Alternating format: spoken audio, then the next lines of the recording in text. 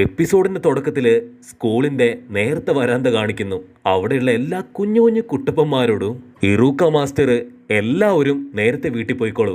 അടുത്ത ദിവസം നമ്മുടെ പുതിയ ഹൊക്കാഗയുടെ അധികാര കൈമാറ്റ ആഘോഷമാണ്.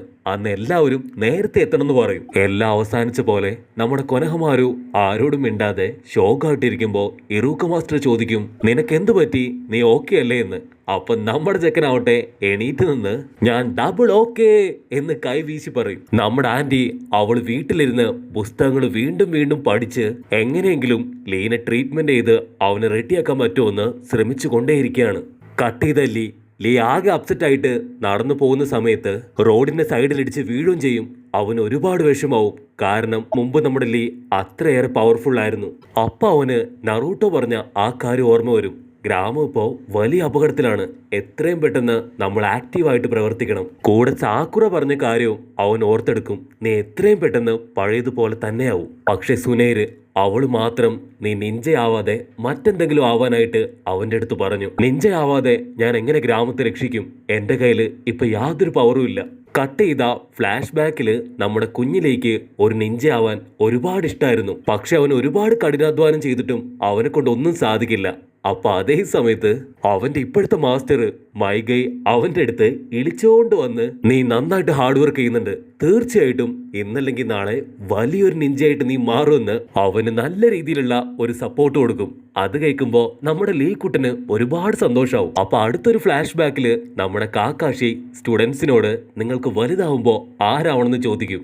നെജി മൈൻഡ് ചെയ്യാതിരിക്കുമ്പോ നമ്മുടെ ലീ പയ്യൻ ചാടി എണീറ്റ്, എനിക്ക് എൻജിപ്സും ഇല്ലാതെ ടൈ ചിപ്സ് ഉപയോഗിച്ചുകൊണ്ട് മാത്രം വലിയൊരു നിഞ്ചയെ തീരണമെന്ന് അവൻ ആവേശത്തോടെ പറയും. അപ്പൊ നെജി, വേണ്ട ലീ വേണ്ട, നിന്റെ തള്ളലൊന്നും കാക്കാഷി കേൾക്കില്ല എന്ന് പറയുമ്പോ വീണ്ടും അവൻ വാശിയോടെ, തീർച്ചയായിട്ടും ഞാൻ ടൈ ചിപ്സ് മാത്രം ഉപയോഗിച്ചുകൊണ്ട് വലിയൊരു നിഞ്ചയായി തീർന്നിരിക്കുമെന്ന് അടിച്ചു പറയും. അതിന് മൈഗൈ, തീർച്ചയായിട്ടും മനസ്സിൽ ആത്മവിശ്വാസവും ഹാർഡ് വർക്ക് ചെയ്യാനുള്ള മനസ്സും ഉണ്ടെങ്കിൽ ആർക്കും എന്ത് വേണമെങ്കിലും ആയി തീരാന്ന് അവനെ സപ്പോർട്ട് ചെയ്യും. അങ്ങനെ എപ്പോഴും ചെറിയ കാര്യത്തിന് പോലും നമ്മുടെ ലീനെ മൈഗൈ ഒരുപാട് സപ്പോർട്ട് ചെയ്തു.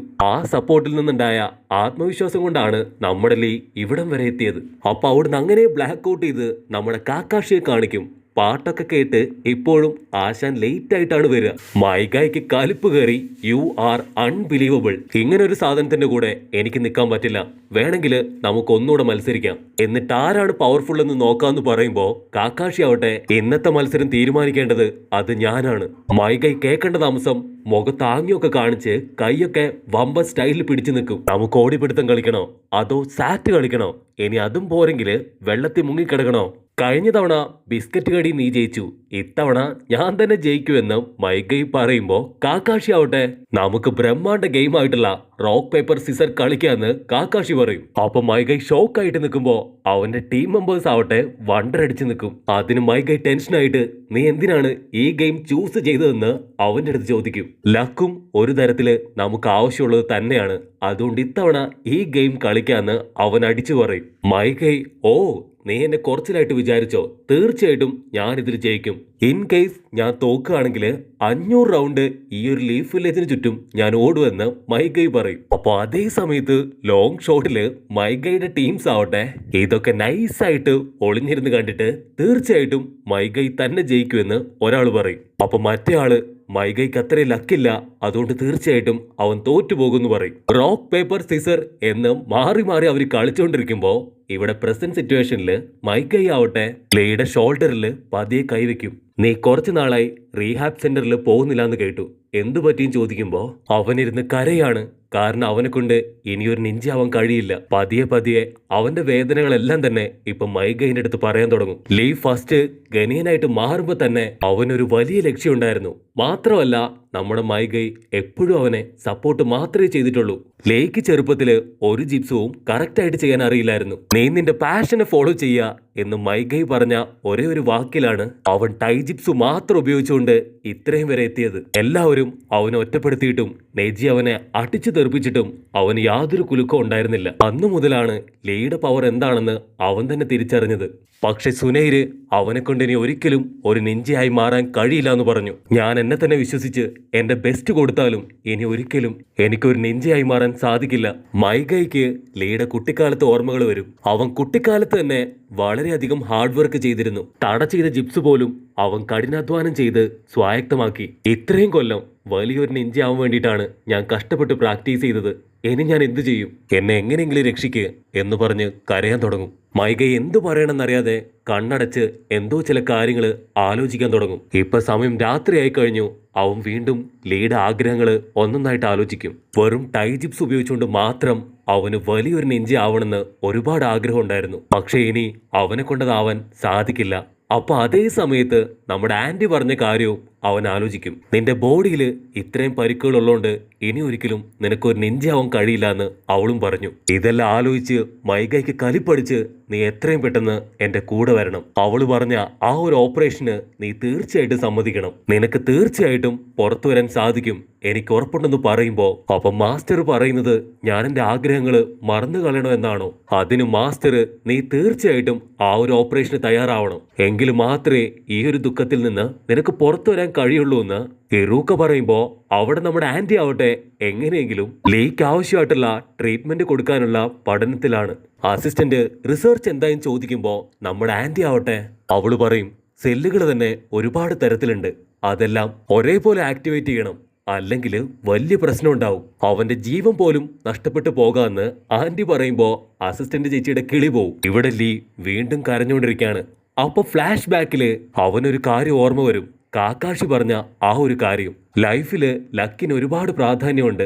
തീർച്ചയായിട്ടും എന്റെ ലൈഫിലും അങ്ങനെ ഒരു ലക്ക് സംഭവിച്ചാല് എനിക്ക് മടങ്ങി വരാൻ സാധിക്കും. ഒരുപക്ഷെ അൺലക്ക് ആണെങ്കിൽ ഞാൻ മരിച്ചു പോകില്ലേ എന്ന് അവൻ ചോദിക്കുമ്പോ ഇറൂക്ക ആവട്ടെ ആ ഒരു ഫ്ലാഷ് ബാക്കിന്റെ ബാക്കി പറയാൻ തുടങ്ങും. ആക്ച്വലി അന്ന് മൈഗൈ പേപ്പർ ഇടുമ്പോ നമ്മുടെ കാക്കാഷി ആവട്ടെ കത്രികയിടും. അപ്പൊ ഞാൻ ആ ഗെയിമിൽ തോറ്റ് കൈവച്ച് ഗ്രാമം മുഴുവൻ നടക്കാൻ ആരംഭിക്കും. ഒരുപാട് പേര് അവന് വഴക്കു പറയും, കളിയാക്കും. പക്ഷെ അതൊന്നും മൈൻഡാക്കാതെ അവൻ മുൻപോട്ട് തന്നെ പോകും. അപ്പോ മൈഗൈനെ ഫോളോ ചെയ്ത് ലീയും അവന്റെ പുറകെ തന്നെ പോകും. മൈഗൈ നടന്ന് നടന്ന് അവന്റെ കൈ പോലും ഇപ്പൊ പൊട്ടി ചോരയൊലിക്കാൻ തുടങ്ങും. രാത്രി ആയതുപോലും വകവയ്ക്കാതെ അവൻ നടന്നുകൊണ്ടേയിരിക്കുമ്പോ പാവം ലീ ആവട്ടെ അവന്റെ പിന്നാലെ തന്നെ പോയിക്കൊണ്ടിരിക്കും.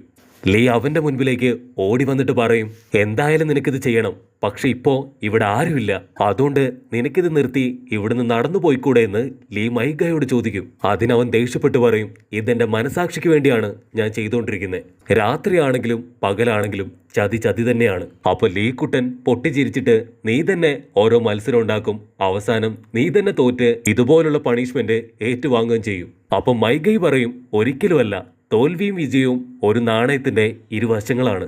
ഞാൻ ഇതുപോലെ കഷ്ടപ്പെട്ട് ബുദ്ധിമുട്ടി രക്തം ഒലിപ്പിച്ചുകൊണ്ട് പണിഷ്മെന്റ് ഏറ്റുവാങ്ങുമ്പോൾ എന്റെ മനസ്സിൽ ആ ഒരു മത്സരം ആഴത്തിൽ പതിയും. ഇന്നല്ലെങ്കിൽ നാളെ അവനെ തോപ്പിക്കാനുള്ള ഒരു പവർ തന്നെ ഞാൻ ഉണ്ടാക്കിയെടുക്കും. അപ്പൊ നമ്മുടെ ചെറുക്കൻ വണ്ടറടിച്ച് ഇന്നു മുതൽ ഞാനും എന്റെ ലൈഫിൽ ഒരു റൂള് വെക്കുന്നും പറഞ്ഞ് അവനും കൈകുത്തി മൈഗയുടെ കൂടെ നടക്കാൻ തുടങ്ങും. അപ്പൊ മൈഗൈ പറയും, നോ, നിനക്കറിയാൻ പാടില്ല പൊന്നെ, എനിക്കറിയാം, ഉറപ്പായിട്ടും നിന്റെ കൈക്ക് ഒരുപാട് വേദന എടുക്കും, അതുകൊണ്ട് നീ ഇത് ചെയ്യരുതെന്ന് നമ്മുടെ മൈഗൈ വിലക്കുമെങ്കിലും ലീ ആവട്ടെ അത് കേൾക്കാൻ കൂട്ടാക്കില്ല. അപ്പൊ അവന്റെ ആത്മവിശ്വാസം കണ്ട് ഒരുപാട് സന്തോഷത്തില് നമ്മുടെ മൈഗൈ ആവട്ടെ നിന്നെ കൊണ്ട് എല്ലാം കീഴടക്കാൻ സാധിക്കും, തീർച്ചയായിട്ടും എന്നെ കൊണ്ടാവുന്ന എല്ലാ സപ്പോർട്ടും ഞാൻ ചെയ്യുമെന്ന് പറയും.